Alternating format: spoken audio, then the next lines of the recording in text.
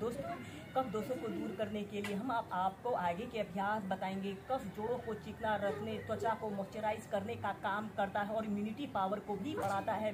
शरीर में कफ के बढ़ जाने के कारण हमें अनेक प्रकार की स्वास्थ्य समस्याएं उत्पन्न हो जाती हैं। जैसे शरीर में कफ के बढ़ जाने के कारण भूख प्यास अधिक लगती है, शरीर में आलस्य छाने लगता है और नींद अधिक आती है, मोटापा बढ़ने लगता है और हमारा शरीर थुलथुला सा हो जाता है। कफ और बलगम शरीर में कफ और बलगम की शिकायत उत्पन्न हो जाती है और जीभ में सफेद परत सी जमने लगती है, बलगम जमा होने लगता है। इस समस्या को दूर करने के लिए आप सबसे पहले दिन में कम से कम 3 से 4 लीटर पानी नियमित पिएं और यह पानी गुनगुना ही पिएं और इन अभ्यासों को अपनी दिनचर्या में शामिल करें। इसमें हम सबसे पहला अभ्यास हम करेंगे भुजंग आसन और पर्वत आसन को एक साथ प्रैक्टिस करेंगे। सबसे पहले हम ऐसे पेट के बल सीधे लेट जाते हैं और अपने दोनों हाथों को ऐसे अपने शोल्डर के नीचे से ऐसे रख लेते हैं।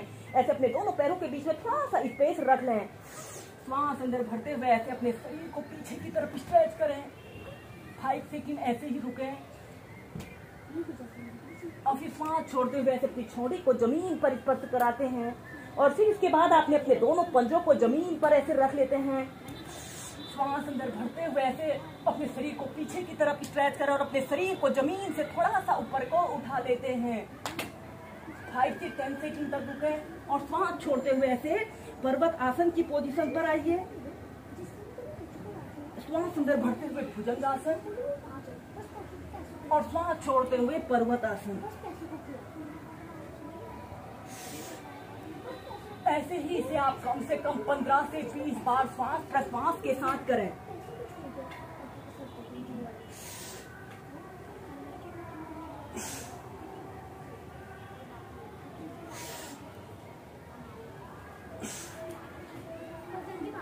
और उसके बाद फिर आपने ऐसे चाइल्ड पोज में रिलैक्स करते हैं। कफ दोषों को दूर करने के लिए अब हम डाउनवर्ड फेसिंग डॉग को वेरिएशन के साथ प्रैक्टिस करेंगे।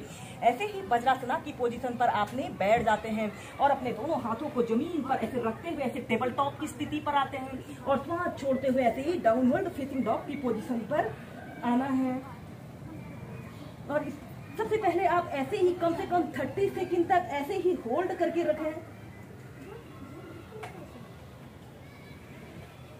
फिर अपने राइट पैर को ऐसे ऊपर की तरफ उठा लें। आपका पैर बिल्कुल सीधा, पंजा ऊपर की तरफ तना हुआ हो और श्वास छोड़ते हुए ऐसे अपने घुटने को ऐसे अपने नाक पर लगाने की कोशिश करें। श्वास अंदर भरते हुए ऊपर और फिर नीचे, फिर दूसरी पैर से श्वास अंदर भरते हुए ऐसे अपने लेफ्ट पैर को ऊपर की तरफ ले जाते हैं। श्वास छोड़ते हुए ऐसे घुटने को नाक पर लगाइए, फिर नीचे।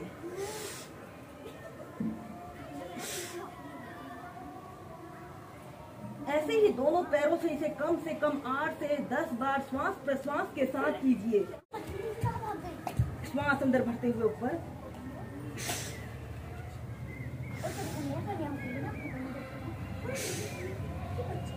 फिर ऐसे डाउनवर्ड फेसिंग डॉग की पोजीशन पर रहते हैं। इसके बाद आपने अपने राइट पैर को ऊपर की तरफ उठाते हैं और फिर अपने राइट पैर को ऐसे घुटने से ऐसे मोड़कर ऐसे ट्विस्टिंग के साथ इस अभ्यास को प्रैक्टिस करें। 10 सेकंड तक रुके, फिर सीधे, फिर नीचे, फिर दूसरी साइड।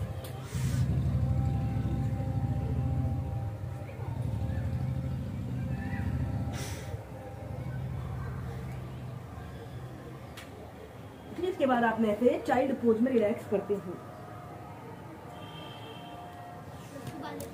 तो कफ दोषों को दूर करने के लिए आप हेड स्टैंड, सर्वांग आसन जैसे अभ्यासों को भी प्रैक्टिस कीजिए। इसमें अब हम करेंगे हलासना और सर्वांग आसन को एक साथ प्रैक्टिस करेंगे। इन्वर्टेड पोस्चरों को करने से कफ दोष की समस्या दूर होती है। इसे करने के लिए सबसे पहले हम ऐसे पीठ के बल सीधे लेट जाते हैं और अपने दोनों हाथों को ऐसे अपने थाइस के पास ऐसे रख लें। श्वास अंदर भरते हुए ऐसे अपने दोनों पैरों को ऐसे 90 डिग्री के एंगल में ऐसे उठा लेते हैं। आपके दोनों पैर बिल्कुल सीधे, पंजे ऊपर की तरफ तने हुए हों और फिर इसके बाद आपने ऐसे अपने शरीर का समस्त भार अपने कंधों पर रखते हुए ऐसे शोल्डर स्टैंड की पोजीशन पर आते हैं। आपके दोनों पैर बिल्कुल सीधे, पंजे ऊपर की तरफ तने हुए हों। कम से कम 2 से 5 मिनट इस अभ्यास को ऐसे ही प्रैक्टिस करें, ऐसे अपने पैर के अंगूठों को देखते हुए। यह अभ्यास को करते समय हमारे शरीर में ब्लड सर्कुलेशन हमारे पैरों से हमारे सिर की तरफ हो रहा है। दोस्तों, जिन लोगों को अक्सर सर्दी जुकाम की शिकायत रहती है, नज़ला साइनोसाइटिस की शिकायत रहती है, उन लोगों के लिए यह बेस्ट अभ्यास है। ऐसे ही सर्वांगासन को करने के बाद ऐसे अपने दोनों पैरों को ऐसे पीछे की तरफ ले जाते हैं। ऐसे आपके दोनों पैर बिल्कुल सीधे पंजे जमीन को स्पर्श कर रहे हों। अपने दोनों हाथों को पीठ के पीछे से ऐसे इंटरलॉक कर लें। श्वास लेते रहें और श्वास छोड़ते रहें। अपना समस्त ध्यान अपने श्वासों के आवागमन पर रखते हुए इस अभ्यास को कीजिए। और फिर इसके बाद आपने ऐसे सर्वांगासन की पोजीशन पर आते हैं और फिर ऐसे सेंटर में आ जाते हैं।